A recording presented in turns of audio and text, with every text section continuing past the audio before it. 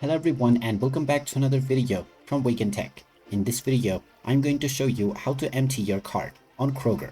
So let's get started right away. First of all, open up your web browser and then in the address bar type in kroger.com and press enter. You will now be taken into the official Kroger website. Now if you haven't logged into your account already, proceed forward with your email address and your password. And after you have been logged in, you will be taken back into the homepage. Now if you wish to purchase various items, then you can simply search for them using the search box, or you can browse for it using the shop menu.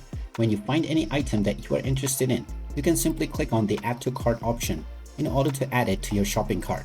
Now you will see your cart at the right side, within which you can click on the left arrow to open it up, and this will now show you all of the items that are present within your cart. Now you can either use the minus icon and set the quantity to 0 in order to remove them, or you can also directly go to your cart at the top right corner and then remove all of these items by clicking on show all items.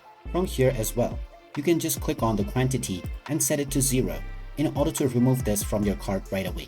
And once you do this with all of your items, your cart will be emptied and you can again start to add more items to your cart in order to start a brand new shopping list.